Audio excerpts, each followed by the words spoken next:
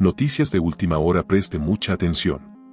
Juez autorizó extraer información de 2 celulares y un iPad de Jorge Glass. El exvicepresidente permanecerá en La Roca. El viernes, 12 de abril, no le fue concedido un pedido de habeas corpus. 2 celulares de la marca Apple y un iPad que pertenecen al exvicepresidente Jorge Glass serán sometidos a un proceso de extracción de información, análisis, materialización y transcripción de su contenido. Así lo dispuso el juez nacional Julio César Inga, de la Sala Especializada de lo Penal, el 12 de abril. Este pedido fue lo solicitado por el fiscal subrogante Wilson Toinga. Los 3 dispositivos de Glass fueron ingresados con cadena de custodia en el Centro de Acopio de Indicios y Evidencias del Distrito Metropolitano de Quito cuando el vicepresidente fue capturado en la Embajada de México el pasado 5 de abril. En tanto, Glass no saldrá de prisión y seguirá en La Roca, aunque el Tribunal de la Corte Nacional de Justicia que atendió el recurso de habeas corpus que se solicitó a favor del exvicepresidente concluyó que la detención fue ilegal y arbitraria. El tribunal estuvo conformado por los jueces Mónica Heredia, ponente, Liz Barrera y Adrián Rojas. Los magistrados aceptaron el recurso de habeas corpus y determinaron que, si bien la detención sí fue ilegal y arbitraria, y que se vulneró el derecho a la libertad personal de Glass, no se puede disponer la liberación del exvicepresidente porque aún tiene sentencias condenatorias por cumplir, las cuales no pueden ser modificadas por el tribunal. La resolución judicial se emitió la tarde del viernes, 12 de abril, en la reinstalación de la audiencia. La diligencia se instaló a las 17 del jueves y fue suspendida la madrugada del viernes tras 12 horas de desarrollo, en las que se escucharon los argumentos de las partes, se expusieron pruebas, se tomó el testimonio de Jorge Glass e intervino la ministra de Gobierno, Mónica Palencia. En su testimonio, Glass aseguró que fue golpeado y torturado por los agentes que ingresaron armados y encapuchados a la embajada. De igual manera, afirmó que Roberto Canseco, diplomático mexicano, también fue atacado por los uniformados. El exvicepresidente solicitó al tribunal que se lo devolviera a la embajada y que también se le conceda el salvoconducto para poder salir de Ecuador. Las defensas de los jefes de la Policía Nacional y Fuerzas Armadas descartaron que hubo maltratos hacia Glass y afirmaron que se respetaron sus derechos humanos. Justificaron que la intervención a la sede diplomática se apegó a la ley, decretos ejecutivos y en cumplimiento de las órdenes de captura contra el exvicepresidente. En un informe, el comandante de la Policía Nacional afirmó que la orden de la detención de Glass provino de manera verbal y escrita por parte del presidente Daniel Noboa. En más noticias. Caso Metástasis, una computadora y un celular entrega el exasesor de Wilman Terán a Fiscalía y pide seguridad ya que su cabeza tiene precio. Menos de 9 días le restan a la instrucción fiscal en el caso Metástasis, proceso penal por delincuencia organizada en el que se investiga a 52 sospechosos. Quien fue el asesor de Wilman Terán, es juez de la Corte Nacional de Justicia y expresidente del Consejo de la Judicatura, el abogado Alex Palacios, asegura que su vida y la de su familia están en riesgo, a tal punto que un elemento policial se le acercó a su celda en el Centro de Privación de la Libertad de Cotopaxi, en La Tacunga, y le indicó que su cabeza ya tiene precio. Él y Terán son parte de la lista de 52 procesados por delincuencia organizada en el caso Metástasis. En su ampliación de versión rendida el pasado 30 de marzo, Palacios, quien es visto como un colaborador de la empresa criminal que fue liderada por el narcotraficante Leandro Norero con el fin de infiltrar el sistema de justicia para conseguir fallos judiciales y beneficios penitenciarios, aseguró que quiere colaborar con la Fiscalía, pero pidió precautelar su vida y su integridad. Como otro pasaje de su versión recordó que su esposa, hija y madre han sido amenazadas, por lo que presentaron a finales de febrero pasado una denuncia en la provincia de Chimborazo. Quiero dejar sentado expresamente mi intención de colaborar con la Fiscalía General para esclarecer esta investigación. Con todo esto solicito a usted, señor fiscal, se me brinde la protección necesaria y sea insertado en el plan de protección de víctimas y testigos, así también a mi círculo familiar y de igual manera a mi defensa técnica, dijo para finalizar la versión Palacios. En este marco de colaboración, el exasesor en la CNJ y exdirector de asesoría jurídica de la Judicatura entregó a la Fiscalía su computadora personal y las claves de su equipo celular. Renato Montero, abogado de Palacios, sostiene que su defendido está en la capacidad de ingresar elementos de descargo para que Fiscalía pueda esclarecer los hechos que lógicamente motivan la acusación que mantiene. Aparentemente entre la información que se encontraría en los equipos electrónicos entregados están documentos, cuentas bancarias, fotografías, pedidos de vocales de la judicatura, de jueces de la Corte Nacional de Justicia, además de cierta información relacionada directamente con Wilman Terán. También, capturas de pantalla, fotografías, chats y llamadas telefónicas y por otras plataformas de mensajería instantánea, entre otra información que podría servir en Metástasis. Montero entiende que dentro de los dispositivos entregados para que se pericien podría existir información que sirva o sustente cualquier indicio o elemento, comprobar cualquier verdad sobre la relación de confianza que tenga Palacios con el coprocesado Wilman Terán o con muchas otras personas. Independiente de aquello, el abogado cree que es importante reconocer ciertas responsabilidades, las relaciones que en su momento mantuvo, cómo y con quién las mantuvo. En más noticias.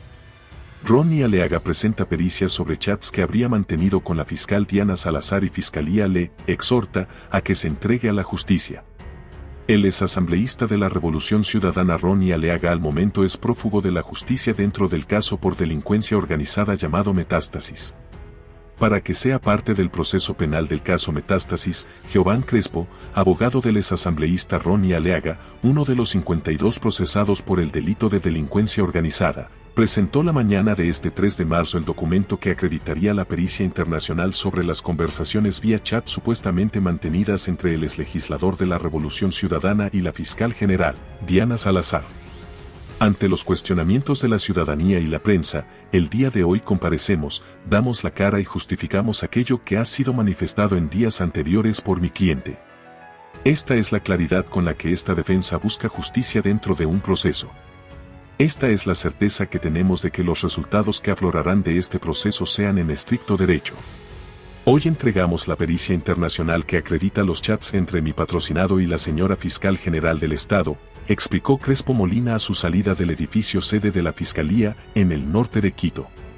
Sobre la información entregada, el abogado señaló que el informe pericial fue realizado en los Estados Unidos y se utilizó la misma tecnología con la que se practicaron las pericias a los teléfonos del narcotraficante asesinado en octubre de 2022, Leandro Norero, y que son parte del caso Metástasis. Crespo Molina, quien prefirió no responder la pregunta de dónde está al momento el exlegislador correísta, informó que han solicitado se fije día y hora para que se recepte la ampliación de versión de Ronnie Aleaga, con la única finalidad, dijo, de aportar información relevante que ponga claridad dentro de este proceso.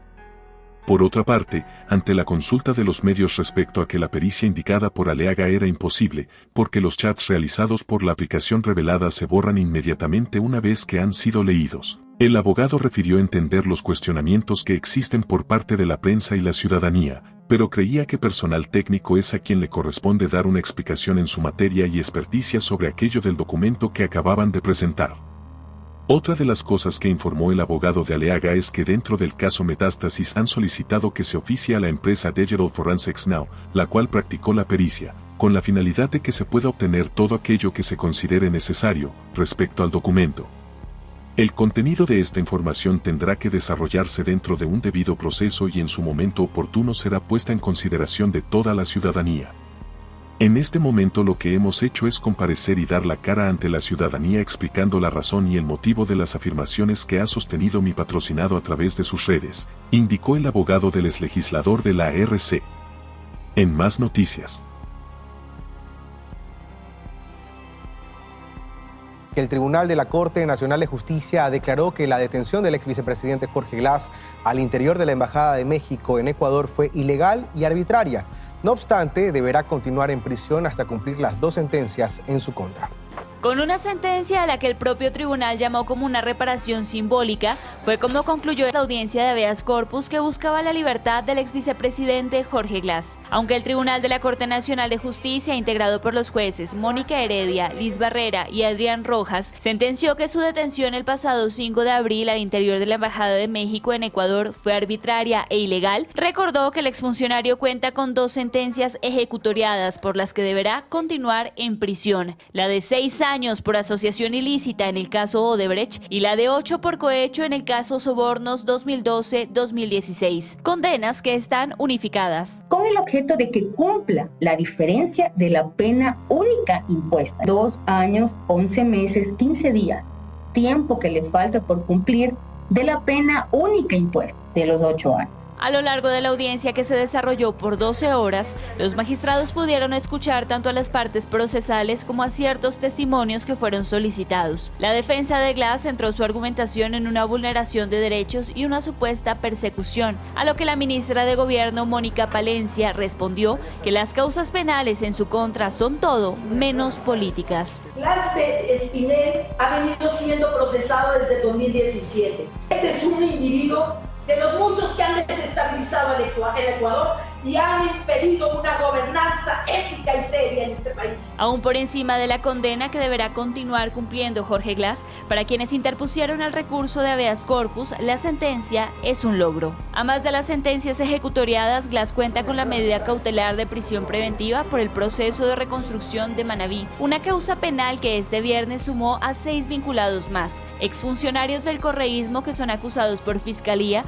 por el desvío de 367 millones que debían ser destinados a las víctimas del terremoto de 2016. Entre los nuevos procesados consta el exdirector del CERCOP, Víctor Jaramillo, los ex subsecretarios de Obras Públicas, Franklin Bernal y Omar Chamarro, y los exministros de Transporte, Boris Córdoba y Walter Solís, quien cuenta con 2 condenas en el país pero está prófugo, pues recibió el estatus de refugiado en México en 2021. Y un plan para destituir a la fiscal general y el regreso del expresidente Rafael Correa fueron algunas de las revelaciones que dejaron los testimonios anticipados del caso Independencia Judicial.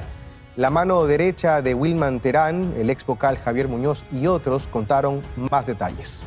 El caso Independencia Judicial es uno más que demuestra cómo la justicia ha sido tomada por la corrupción, y así se comprueba con los 3 testimonios anticipados que esta semana se rindieron en la Corte Nacional. Alex Palacios, hombre de confianza de Wilman Terán, el ex vocal Javier Muñoz y Marcela Vaca, ex funcionaria de la Judicatura, revelaron los planes que se tenían para destituir a la fiscal, echar abajo el caso Sobornos y el regreso de Rafael Correa. Muñoz, por ejemplo, detalló que tuvo reuniones con el propio expresidente en un hotel en Brasil, quien le detalló la hoja de ruta en la que Wilman Terán era una pieza clave para sacar del camino a Diana Salazar y a su subrogante. Si él me dijo a mí en esa reunión que el doctor Byron Guillén y Luis Rivera ya estaban ellos cooptados por él para poder tener porque si obtenían ese recurso de revisión a favor, obviamente el caso se caía y ya con eso él podría regresar al país. A cambio, Correa le habría ofrecido el apoyo político de su bloque. Rafael Correa Delgado me dijo, mira, nosotros vamos a analizarte, darte el apoyo político en el bloque. Tú tienes que apoyarlo a Wilman Terán. Pero no solo eso. Alex Palacios, exdirector nacional de asesoría jurídica de la entidad, contó que las intenciones de Terán eran llegar a la presidencia de la República, bajo el apoyo del correísmo. Por ello, incluso antes de liderar la judicatura, ya redactó el pedido de medida cautelar que le dio a Jorge Glass su libertad.